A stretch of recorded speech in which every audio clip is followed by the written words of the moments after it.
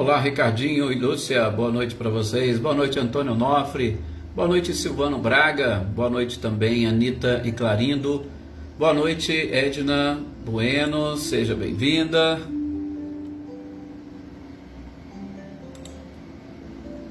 Boa noite, Andréia Dantas. Arlete, seja bem-vinda. Andréia, como é que tá seu pai? Tá tudo bem?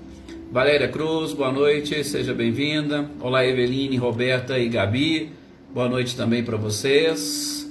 Wagner, boa noite. Boa noite também, Joana Bandeira, seja bem-vinda.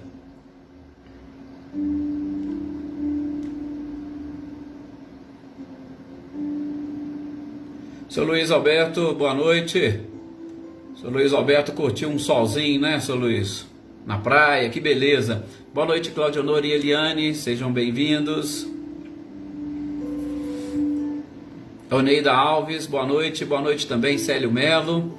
Olá, Marina Paula, boa noite para você, para a Sueli também.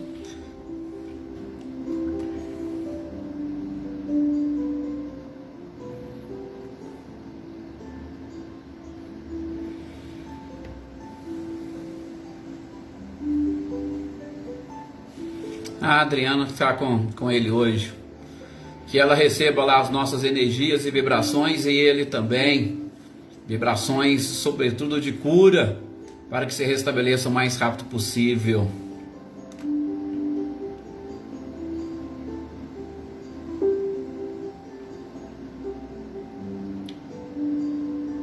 Mas virou muito rápido, seu Luiz. Olá, Selma e Dinho, boa noite para vocês. Boa noite também, Filomena, seja bem-vinda. Olá, Rosângela, boa noite. Sr. Antônio Pazotto e Isabel, boa noite também para vocês. Os nossos companheiros aí de São José do Rio Preto. Leopoldina, boa noite também, Luísa Nalim. Maria Senhora, boa noite, seja bem-vinda. Olá, Maria Ângela, boa noite. Vamos então, meus queridos companheiros, iniciarmos aqui esse nosso momento de oração, de reflexão. Olá, Valdete. Olá também, Elaine Oliveira, Vânia, boa noite. Iniciarmos esse nosso momento, né, de oração, de reflexão. Olá, Tuca, boa noite, seja bem-vinda. Inclusive, mais uma vez aqui, lembrando das nossas preces para o nosso companheiro Paulo Henrique, o pai aí da Adriana e da Andréia Dantas. Olá, Nadissan, boa noite também, Silmara. Gisela Goulart, boa noite. Que as nossas energias e vibrações possam chegar até esses nossos queridos amigos, os nossos familiares e aquelas outras pessoas que também fazem parte aqui do nosso caderno de intenções. O jovem Francisco, né, que a gente vem pedindo também há vários dias, que a paz e a luz, sobretudo do nosso mestre amado e querido Jesus, possa chegar até a cada um deles, fortalecendo-os e principalmente fortalecendo também os médicos, enfermeiros, todos os profissionais da área da saúde que estão cuidando desses nossos amigos, desses nossos familiares, para que eles tenham e principalmente que eles também consigam doar parte do seu magnetismo para o pronto restabelecimento de todos esses nossos irmãos. Zé Ricardo, boa noite. Rosilene, Osmane e Diego, boa noite também para vocês. Então, meus queridos companheiros, que nesse instante a gente lembre, todos nós, com muito amor, com muito carinho, da oração que o próprio Cristo nos ensinou, pedindo a permissão para iniciarmos a nossa leitura e estudo de hoje. Pai nosso que estais nos céus e em toda parte, santificado seja o vosso nome. Venha a nós o vosso reino e seja feita a tua vontade, assim na terra como no céu. O pão nosso de cada dia nos dai hoje e sempre, Senhor. Perdoe as nossas ofensas, assim como nós perdoamos a quem nos tem ofendido. E não nos deixeis, Senhor, cairmos em tentação, mas livrai-nos de todo o mal, e que assim seja. Muita paz a todos nós que aqui estamos, muita paz aos nossos familiares, aos nossos entes queridos, muita paz para o nosso próprio lar, para os nossos amigos, para aqueles que se dizem ou se reconhecem ainda como nossos inimigos. Que todos desfrutem a paz, para que a regeneração tão sonhada para este planeta se efetive o mais breve possível. Que assim seja.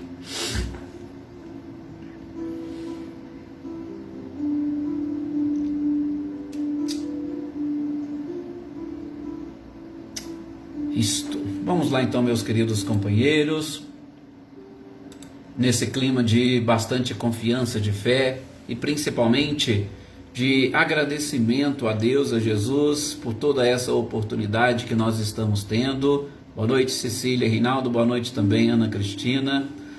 Que a gente possa agradecer por essa oportunidade de estarmos juntos, compartilhando aqui esses estudos. Boa noite, Iraci.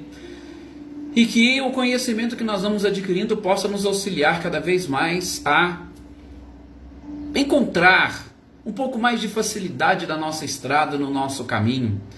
Nós não estamos procurando, principalmente diante daquilo que alguns imaginam do futuro, até mesmo de uma possibilidade, de uma previsão do futuro, é o capítulo que nós estamos estudando da presciência, porque não foi previsto em hipótese e em momento algum facilidades para os espíritos. Não. Todos nós, sobretudo no mundo de provas e expiações, vamos experimentar um pouco de dor, um pouco de sofrimento, porque os obstáculos, como nós vimos na teoria da presciência, já estão todos aí estabelecidos. A nossa estrada é uma só. A nossa forma de caminhar é que é diferente e inerente a cada criatura e, sobretudo, ao conhecimento e evolução que cada um conseguiu adquirir. O próprio Cristo disse, e é exatamente essas predições do Evangelho que nós vamos iniciar, sobretudo hoje. Boa noite, Marinha. Boa noite, Maria Souza. Boa noite também, Adriana Valério. Rose, seja bem-vinda. Então, não foi previsto nenhum tipo de facilidade ou de tranquilidade nessa nossa caminhada. Vamos experimentar? Sim. Agora, como que nós estamos experimentando isso, né, Flávia Andréia? Boa noite, seja bem-vinda. Como que nós estamos experimentando isso? Como que a gente está conseguindo captar? Como que nós estamos nos relacionando com Deus diante de tantas dificuldades? Daniele Diamantino, boa noite Celeida, Dona Luzia, Luísa, sejam bem-vindas. Isso é o que nós precisamos fazer, é o que nós precisamos identificar, sobretudo para que nós consigamos, nessa nossa relação com o Criador, captar um pouco mais dessa energia, dessa força, para que a gente consiga atingir os nossos objetivos. Boa noite, Nábia, seja bem-vinda. Mas, adentrando específica e diretamente ao tema de hoje, as predições do Evangelho, eu não sei se eu cheguei a citar aqui para vocês, a mencionar quais seriam essas consideradas predições, né? Boa noite, Adaí, que o codificador vai tratar. Mas eu vou aqui enumerá-las rapidamente, se eu falei, vocês me desculpem, fica a título também de introdução. Nós vamos identificar lá no Evangelho, ninguém é profeta em sua terra, aquelas predições sobre a morte e paixão de Jesus, sobre a perseguição que foi feita aos apóstolos, sobre algumas cidades impenitentes, né, que Jesus, o próprio Cristo tinha dito, né, da destruição. A ruína do templo de Jerusalém também foi uma predição ou uma previsão que consta do Evangelho. Nós vamos falar também e relembrar a maldição contra os fariseus. O que Jesus disse contra os fariseus? Será que foi essa maldição, estava amaldiçoando alguém? Olá, Michele, Gabriel, sejam bem-vindas. Também, as minhas palavras não passarão, ditas pelo próprio Cristo. A pedra angular, que é exatamente todo aquele roteiro que o Cristo deixou. A parábola dos vinhateiros homicidas, que consta aqui como uma das predições. E também um só rebanho e um só pastor. Advento de Elias, anunciação do Consolador, que é um dos temas também fantásticos que a gente diz muito, sobretudo dentro da doutrina espírita, sinais precursores, vossos filhos e filhas profetizarão e o juízo final. Estas são as predições que estão tratadas no Evangelho, que Kardec separou e que a gente vai analisar uma por uma. Boa parte dessas, gente, dessas predições, nós vamos apenas e tão somente relembrá-las, ou em quais partes estão ali no Evangelho, só para nós identificarmos. E a gente já viu, sobretudo pela teoria da presciência, né, Marcelo Machado, boa noite. Sobre a teoria da presciência, nós já identificamos com o codificador os princípios e principalmente a forma como esta presciência ou como essa predição chega até nós. Tá? Por exemplo, uma delas, e essa Kardec até discorre com um pouco mais de detalhes, né? Boa noite, Helena Coelho, Glória Querino, sejam bem-vindas. É aquela onde o próprio Cristo disse que ninguém é profeta em sua terra. Gente, é uma verdade. Nós sabemos disso, né? E como esse, nós temos muitos outros ditados, né, que estão ali ligados e relacionados. E a gente não vai até adentrar nesse mérito. Mas vejam bem, essa é uma passagem narrada no Evangelho de Mateus, lá no capítulo 13, versículos 54 até o 58. E nesse episódio, Jesus estaria em sua terra natal. E lá, lógico, Jesus, em todos os lugares que ele ia, as oportunidades que ele tinha, ele comparecia às sinagogas, ele utilizava-se dos momentos para trazer a palavra, interpretava os textos, tá, da Bíblia, da Torá, como eles conheciam, ou nas praças públicas, no alto dos montes, à beira-mar, ou seja, em todos os lugares onde Jesus ia, ele tinha este compromisso da revelação de mais uma parcela da verdade, exatamente para mostrar à humanidade, porque a sua revelação, que nada mais é do que o próprio amor, consistia exatamente em mostrar essa nossa relação com o Criador e que nós nascemos como fruto exatamente deste amor que Deus possui para com toda a criação. Então, em todos os lugares que ele chegava, ele fazia. E não foi diferente quando ele retorna à sua terra natal. Só que, nós sabemos, e o próprio texto evangélico vai trazer, as pessoas não acreditavam, aliás, as pessoas não queriam ouvi-lo. E até mesmo, diz o evangelista, os seus parentes, os seus irmãos, estavam tomando-o como um louco. Olha para vocês verem que coisa mais interessante. Mas nós vamos entender por quê, porque Kardec faz uma interpretação, gente, fantástica, e a gente vai conseguir entender por quê. Ele chama atenção, codificador, que isso acontece até nos dias atuais. E vocês podem prestar atenção que realmente é assim, né? Olá, Marilza, Abreu, Valdileia, boa noite, sejam bem-vindos. Seja no campo doutrinário, seja no campo religioso, seja no campo profissional, gente, em todas as áreas. Por exemplo, se nós pegarmos dentro da própria ciência, nós vamos ver muitos cientistas brasileiros que fazem sucesso em outros países. E no Brasil sequer são conhecidos.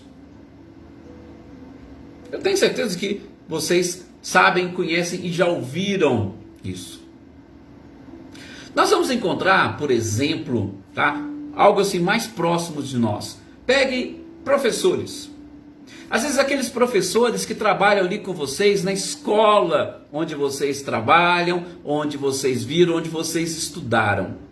Gente, você pega aquele professor e põe ele para proferir uma palestra numa outra escola, nossa, ele vai ser uma pessoa fantástica, maravilhosa e, como se diz, tudo aquilo que ele falar vai ser aproveitado. Se você pega aquele professor daquela própria escola e fala, professor, você vai dar uma palestra aqui nessa escola. Gente, o preconceito já toma conta, já domina, e essa palestra dele não será tão interessante, ou ela não surtirá efeito como se tivesse sido feita em outro local para outras pessoas. Prestem atenção para vocês verem. Pouco tempo atrás eu vi algumas pessoas comentando, né? Ah, não, eu quero marcar consulta com fulano de tal, porque este médico, ele veio lá de outra cidade. A gente mora aqui muito perto, né, de Ribeirão Preto, que é um grande centro, né? E o pessoal fala assim, ó, nossa, o médico fulano de tal, ele veio lá de Ribeirão Preto, então é um médico excelente. Gente, tem vários médicos que saem daqui de Paraíso, vai atender em Ribeirão Preto, e lá eles são quase que sumidades, as pessoas os adoram. Só para a gente ver que essa predição do próprio Cristo, que ninguém é profeta em sua terra, até nos dias atuais, isto se aplica. Tá? De novo, em todos os aspectos. Ninguém daqui é bom. Bom é aquele que vem de fora. E, lógico, saindo daqui você vai para outro lugar, você é bom. Aquele lá daquele local não é. Tá? Então, em aspectos religiosos, aqui no meio espírita, no que diz respeito a palestras, é sempre assim. Né? Tem algumas pessoas aqui, sobretudo que fazem parte, né, da doutrina e do movimento espírita em si, eles sabem que está falando. A Nath Santella já lembrou aí de um outro ditado, né? Santo de casa não faz milagre. As pessoas, quando vão fazer uma semana espírita, quando é palestrante de fora, a casa enche. Quando é palestrante da mesma casa ou da cidade, vai um pingo de pessoas. Ah, mas por quê? Será que aquela pessoa não sabe palestrar? Será que ela não tem conhecimento? Será que ela não pode acrescentar nada? Então, a gente sabe, nós estamos acostumados com isso, tá? Mas, vamos lá. Apesar de toda essa valorização para as pessoas de fora, aquilo que Jesus disse faz sentido. Faz sentido por quê? Nós já vamos identificar com Kardec. Só que eu também não posso deixar de dizer para vocês que há exceções, gente. Sim, tem exceções. Principalmente no que diz respeito a esse relativismo que nós vivemos na matéria. Toda regra tem exceção? A gente tem esse ditado. Sim, toda regra tem exceção, tá? Mas, na maioria das vezes, realmente, santo de casa não faz milagre. Mas vamos tentar entender como Kardec o porquê de tudo isso. E ele vai dizer, no primeiro ponto: olá, Vânia, Assunção, boa noite, seja bem-vinda.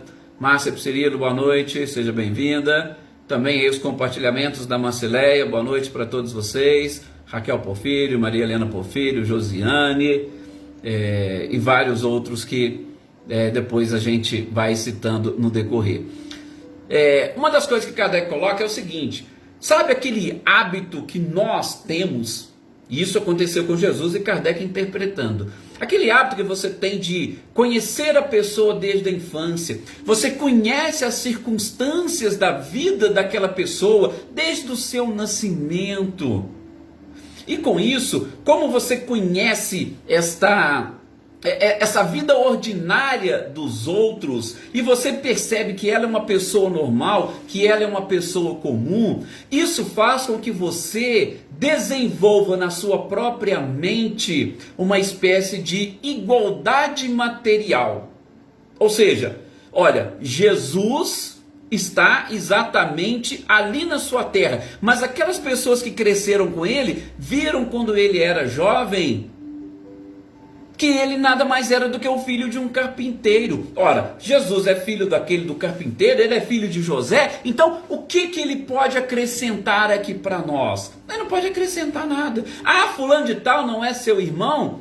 Ah, e às vezes até algum irmão complicado. Então, o que ele está querendo trazer? O que ele quer acrescentar aqui para nós? Ou o que ele tem a acrescentar? Não, ele é igual a mim.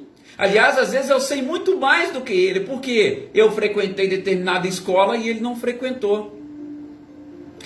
Pensem principalmente quando essa relação está ali na sinagoga, como com o doutor da lei, por exemplo. Ele teve acesso aos estudos, ao conhecimento, Jesus não teve. Então aquele filho de carpinteiro, ou essa igualdade material, faz com que as pessoas desprezem. E isso, claro, é um preconceito. Luciene Naves, boa noite. Isso é um preconceito. Faz com que as pessoas ali daquela localidade o desprezem.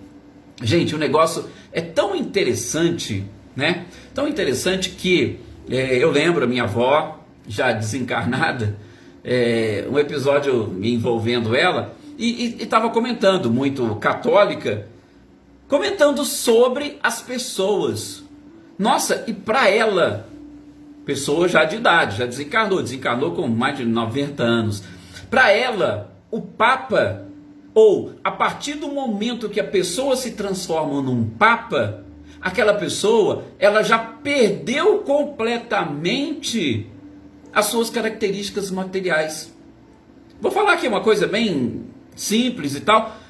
A gente comentava com ela, para ela, minha avó, já desencarnada, tá? Para ela, o Papa não precisava ir no banheiro. Por quê? Porque ele já era um santo. A partir do momento que ele foi eleito Papa, ele se transformava no santo. Então ele não precisava de ir no banheiro, ele não tinha nenhum tipo de necessidades físicas, nenhum tipo de necessidade material. Ou seja, ele perdeu aquela igualdade material com as pessoas. Principalmente em cidades do interior, cidades tradicionais, tem gente que pensa isso, às vezes, de um líder religioso. Tem determinados lugares que o padre, ele realmente é, vamos assim dizer, quase que um deus naquela comunidade.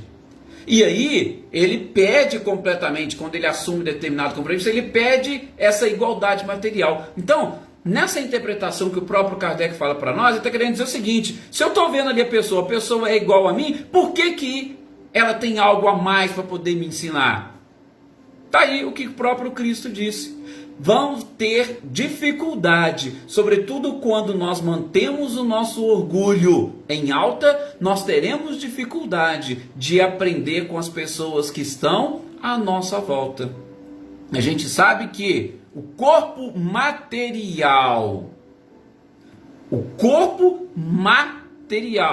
ele tem todas as suas qualidades e características e principalmente a igualdade, mas o espírito, ele possui evolução distinta. Então, muitas das vezes, crianças têm muito a ensinar aos adultos.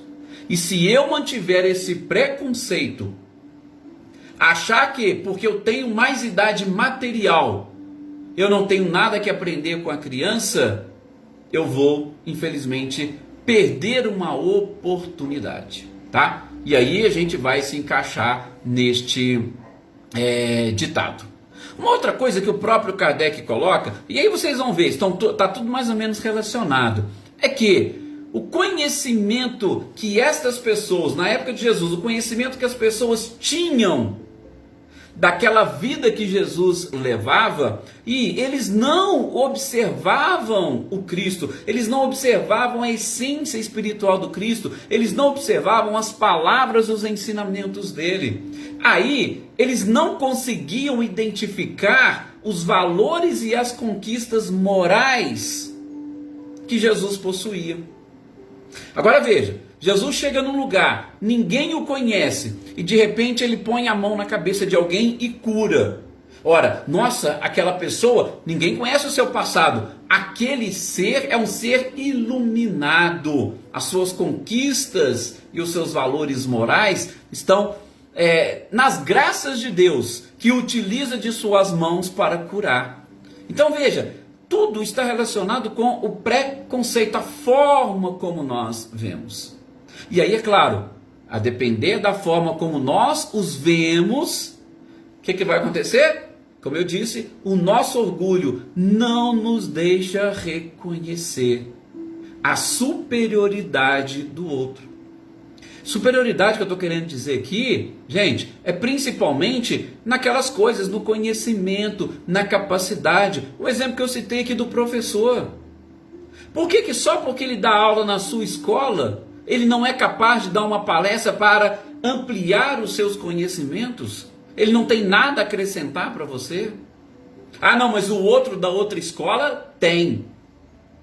Não, o santo de casa pode fazer milagre sim, né? Como a Ana de San disse, o santo de casa pode fazer milagre, desde que nós estejamos abertos a esses milagres. Um outro detalhe que Kardec fala, e aí já um pouquinho até mais forte ou mais pesado, gente, é a questão da inveja. Sim, por quê? Vocês já imaginaram o quanto pode estar sofrendo com a inveja de ver que alguém que estava ali, que nasceu naquele meio, que cresceu ali com as pessoas, né? Marinha ainda coloca egoísmo, orgulho e ciúme, e aqui eu estou julgando, como diz Kardec, a inveja.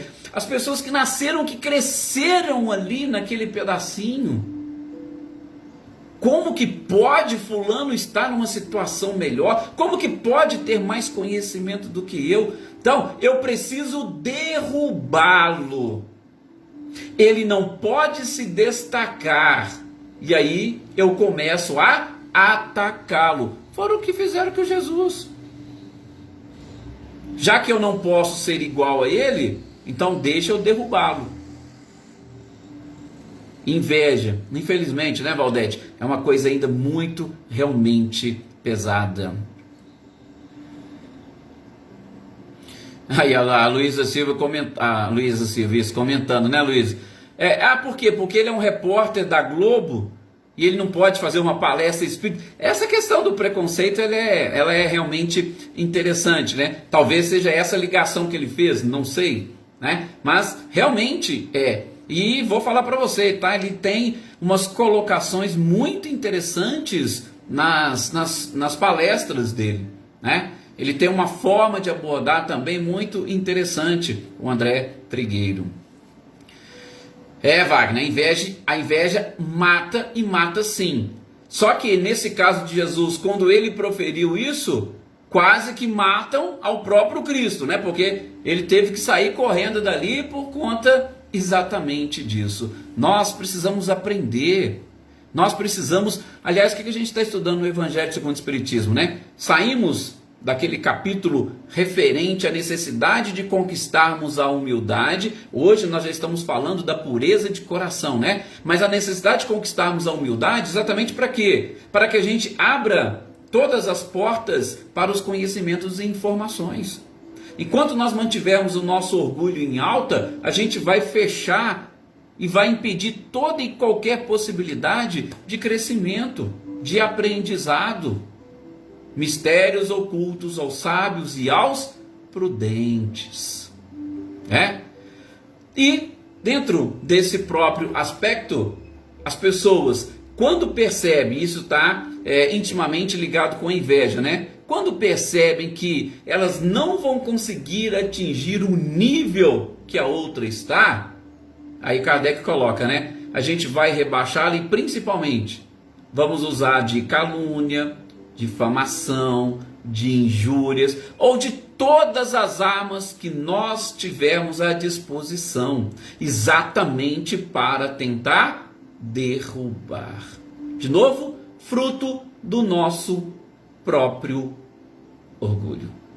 Mas, mais uma vez, Kardec reforça: gente, somos seres diferentes, somos seres distintos. Podemos ter até um pouco de uma parecência física, mas espiritualmente cada um de nós estamos num nível diferente, num grau de conhecimento diferente. E não podemos esquecer da natureza espiritual e da natureza humana. Jesus tinha essa função, ele tinha essa missão. Aliás, por que vocês acham que Jesus foi morto? Exatamente por isso. E aí você até analisa, né, como um todo. Aquele povo, ele veio no meio do nosso povo, não fez absolutamente nada. Não, vamos tirar ele aqui de circulação. Precisamos tirá-lo de circulação. Tanto assim é que Jesus, o que ele representa hoje para os judeus? O que Jesus representa para os judeus? Alguns ainda reconhecem ele como um profeta, mas para outros, nem isso. Exatamente firmando essa tese de que ninguém é profeta em sua terra. Na sequência, ainda nesse tópico, tá? Porque o próximo é sobre a morte de Jesus. Deixa eu só ver aqui. A Elaine coloca, né, que às vezes nós sentimos inveja sem perceber. Sim, Elaine, principalmente porque um dos pontos que nós mais tocamos dentro da própria doutrina espírita é a necessidade de autoconhecimento. E nós não buscamos esse autoconhecimento. A gente quer conhecer os outros. A gente quer saber detalhe da vida dos outros. A gente quer, inclusive, e nos colocamos muitas das vezes na condição de julgadores do comportamento dos outros. E a gente esquece de conhecer a nós mesmos. Olá, Geraldo, boa noite, seja bem-vindo. A gente esquece, simplesmente. Então, por isso que nós não percebemos a inveja, o ciúme, o orgulho, a vaidade, a prepotência, porque a gente está olhando só para fora, só externamente, a gente não olha dentro do nosso próprio íntimo.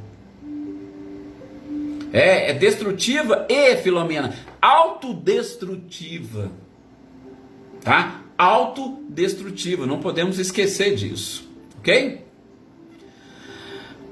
Outra coisa que Kardec vai dizer aqui nesse tópico, explicando, ele faz até uma comparação com as pessoas que possuem um espírito de ideal. Gente, também é um outro detalhe bem interessante, que quando as pessoas querem, quando elas desejam fazer alguma coisa, muitas das vezes estas coisas, sobretudo inovadoras, Kardec diz, elas não são reconhecidas pelas pessoas da sua época. Por quê? Porque ninguém é profeta em sua terra. Prestem atenção para vocês verem. Hoje, os pintores mais famosos do mundo estão vivos? Os quadros mais caros do mundo são de pintores vivos? Tá? Eu posso até enganado, porque eu não sou muito chegado nessa parte da arte, eu não tenho esse conhecimento artístico, mas eu sei, se eu não estou enganado, a maioria dos quadros mais valiosos do planeta são de artistas que já morreram. E, gente, boa parte desses artistas que deixaram os seus quadros, as suas pinturas, as suas obras, alguns deles chegaram a passar fome. Eu tenho certeza que vocês sabem um monte de histórias desse tipo. Então, escritores, às vezes cantores, poetas, pintores, são muito mais, ou eles acabam sendo reconhecidos depois que morrem. Por quê? Os argumentos são os mesmos que nós acabamos de dizer. Questão do orgulho, da inveja, né? É a questão a igualdade material. Não, mas eu conheço, ele estudou ali comigo, como é que ele pode hoje estar dessa forma e tal? E tudo isso Kardec coloca. Hoje a gente reconhece, por exemplo, muitos santos, mas esses santos são canonizados depois que eles desencarnam, depois que eles morrem. Enquanto são vivos, não. Por quê? Esse princípio exposto pelo próprio codificador. Ninguém é profeta em sua terra. E com Jesus não foi diferente, né? E é claro que não foi diferente, como diz Kardec, por dois aspectos distintos. Primeiro, pela própria característica humana, tá? Planeta de provas e expiações. No planeta de provas e expiações, a criatura humana possui essa característica de provas e expiações, ou seja, são espíritos que estão muito mais próximos do começo do que do fim. E Jesus está muito mais próximo do fim do que do começo. Então, a uma disparidade enorme. Então, como diz Kardec, fica até fácil a gente entender porque, no caso de Jesus, ele não era profeta em sua terra. Nesses outros exemplos que nós citamos, também. Só que são talvez em pontos. O caso do artista, alguém que tem esse aprofundamento, esse conhecimento na arte, o outro com certeza está muito distante dessa parte. Talvez ele não tenha a parte moral desenvolvida, mas no que diz respeito à arte, talvez seja discrepante a diferença. E aqui Kardec faz questão de citar a discrepância entre a autoridade moral de Jesus e a autoridade moral das criaturas daquela época. Bom, o segundo ponto que Kardec fala e coloca é a questão da sociedade. Gente, na época de Jesus, a sociedade, e aí analisando um conjunto, era muito mais ignorante. Eles não conheciam, eles não tinham como conhecer. Tiveram sim uma oportunidade aqueles que se convenceram o seguiram, mas a maioria não. Por quê? Porque eles estavam presos ao tradicionalismo daquela época. Tá? Estavam presos eu posso dizer assim, a sua própria ignorância, escravizados na sua ignorância. E aqueles que tinham o domínio conseguiam com muito mais facilidade controlar os outros. E aí eu vou trazer para o momento atual. Nós ainda, gente, vivemos numa sociedade muito ignorante. Sim. Prestem atenção. Sobretudo, não gosto muito de falar nisso, mas sobretudo na área da política. Gente, tem pessoas que conseguem convencer outras simplesmente com aquilo que elas falam, com determinados discursos. Mas elas não passam pelo crivo da razão tudo aquilo que está sendo dito, tudo aquilo que está sendo falado. Isso estou querendo aqui para mostrar que nós ainda estamos numa sociedade muito ignorante. As pessoas não despertaram o suficiente para entender e buscar a própria verdade. Nós precisamos aprender a fazer isso, a buscar a verdade, analisar as coisas com um pouco mais de lógica, de uma forma racional. Ora, os irmãos de Jesus chamavam Jesus de louco. Por quê? Simplesmente porque ele tinha um ideal e, principalmente, porque ele estava trazendo e querendo implantar o reino de Deus aqui na terra. Nossa, mas que coisa mais louca! Hoje, muitas pessoas às vezes te chamam de louco, às vezes te chamam de bobo, às vezes te chamam de retardado, simplesmente por quê? Porque você se liga a uma religião, porque você está ouvindo coisas diferentes. Não, para quê? Larga a mão disso, vamos aproveitar a vida, vamos nos divertir. Ah, você já trabalhou muito, agora não é hora de ficar mexendo com o trabalho voluntário, não. Vai descansar, vai aproveitar a vida. Isso demonstra a ignorância da própria sociedade. E isso, gente, exatamente vai fazer com que você também entre nesta predição dita pelo Cristo da impossibilidade de ser profeta na sua própria terra.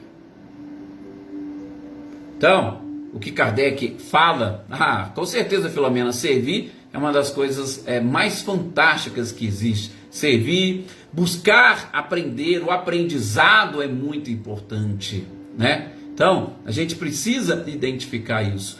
E que esses ensinamentos, que essas informações que Kardec nos traz, que elas sejam interessantes para a gente levantar essa bandeira da reflexão e principalmente para nós começarmos a buscar algo que vai nos conduzir para essa evolução, para esse crescimento, para que a gente não fique preso nesses paradigmas, para que a gente não fique preso nesse tradicionalismo. Vamos ampliar essa nossa capacidade de buscar esta evolução. Aproveitemos no máximo todas as oportunidades. E não nos preocupemos com o que os outros vão pensar, porque a evolução é algo pessoal, individual. É algo que nós devemos buscar e não esperar que ela venha de fora para dentro. Ela é sempre de dentro para fora. Mais uma vez, obrigado a todos vocês pelo carinho, por este momento em que compartilhamos aqui as nossas energias, as nossas vibrações. Peçamos mais uma vez a esse Mestre incomparável que nos ajude, nos abençoe, nos proteja cada vez mais e, principalmente, e de modo muito especial, a todos aqueles irmãos que nós citamos e que continuam nas nossas mentes, no nosso coração e que merecem toda a nossa prece. Muita paz e até o nosso próximo encontro.